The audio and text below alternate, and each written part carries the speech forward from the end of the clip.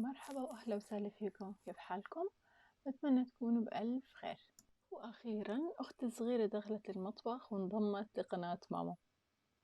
انتوا أكيد صرتوا تعرفوا أصواتنا، أنا وأختي وماما، وهلأ إن شاء الله رح نقنع أختي الصغيرة إنها تسجل بصوتها، بس مش مشكلة، المهم إنها تطبخ. يلا نشوف وصفة آخر عنود. جابت 3 صدور دجاج وقطعتهم لمكعبات صغيرة وحطتهم بصحن كبير. للتتبيلة احتاجت لحبة من البيض خفقتها شوي وضافت عليها هاي التوابل: ملعقة صغيرة ملح، نص ملعقة صغيرة فلفل أسود، ربع ملعقة صغيرة ثوم بودرة، نص ملعقة صغيرة بصل بودرة، ملعقة صغيرة بابريكا، ملعقة صغيرة بهار مشكل، وملعقة كبيرة خل أبيض لحتى يطرى معها الدجاج. خلطت كل هالمكونات مع بعض وحطتهم على الدجاج وخلطتهم كتير منيح. ضافت عليهم كوب من الكورن فليكس المجروش وخلطته مع الدجاج لأنها راح تعطي قرشة كتير طيبة.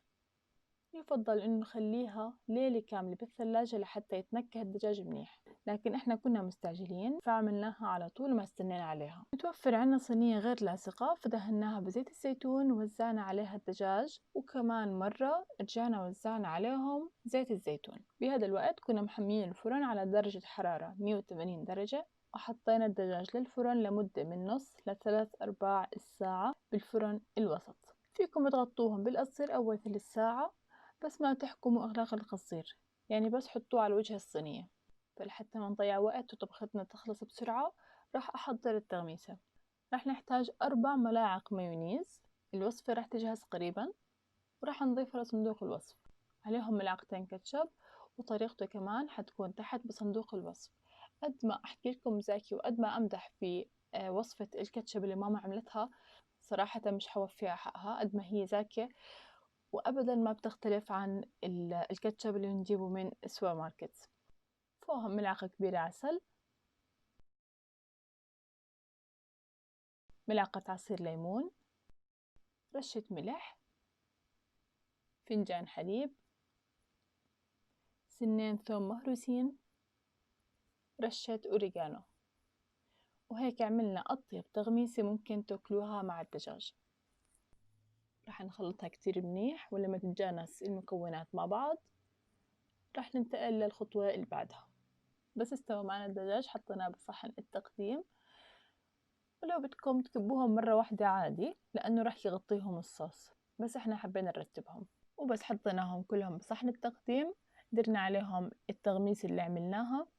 وكانت هاي أول تجربة مني، وحبيت إني أول واحدة أجرب الوصفة. أخذت قطعة من الدجاج وحطيت عليها تغميسة كمان لحتى يطلع الطعم كتير ظابط، ودقتها وصراحة ما أحكي لكم عن طعمها قديش زاكي وقديش خفيفة على المعدة هاي الوصفة. كتير بنصحكم انكم تجربوها، وممكن تعملوها وتاخدوها معكم على الدوام بما انها سهلة وما بدها كتير شغل. ممكن تكون خيار مناسب للعشاء لما ما بدكم تاكلوا اشي كتير دسم. فهاي كانت وصفتنا اليوم، بتمنى تكونوا استمتعتوا وانتوا بتحضروا. واكيد اي سؤال او استفسار بيخطر على بالكم اكتبوا تحت التعليقات راح تلاقونا بنرد عليكم.